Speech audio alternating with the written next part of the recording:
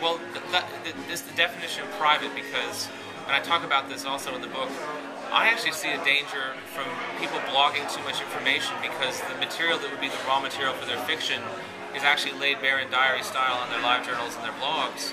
And then I'm kind of curious as to where the personal comes from in their fiction, because when I do that on a blog, I know I've lost that material for fiction. And so my blog seems personal, but I only ever really talk about writing topics. I don't talk about my family. I don't talk about really traumatic things that happened to me. And I advise writers in the book to really be careful about what they're doing with that material. Also because then you lose that distance between you and the audience that you kind of need to be creative. You need that distance to kind of recharge. Otherwise, you begin to feel like you're on all the time. And I really think that the most successful writers going forward are going to use new media.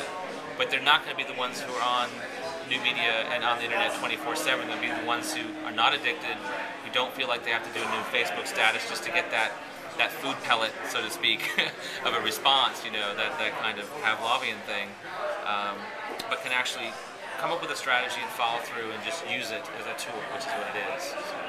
So how did it play out? I know you're talking about being out of balance, Yeah. doing this in Finch, but I'm curious, day to day, Yeah. when you're working on, something like Finch, Right. and you're balancing 1,000 other things. Right. How do you make the space, that Yeah. creative space, to work on?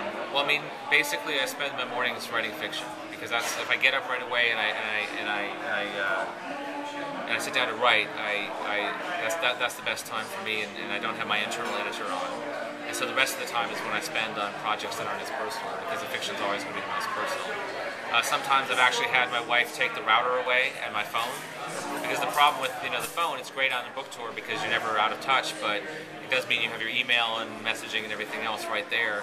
I've even seen people on Facebook like doing Facebook status messages about I'm writing right now in a coffee shop, and it's like how are you able to concentrate to produce something that anyone would want to read?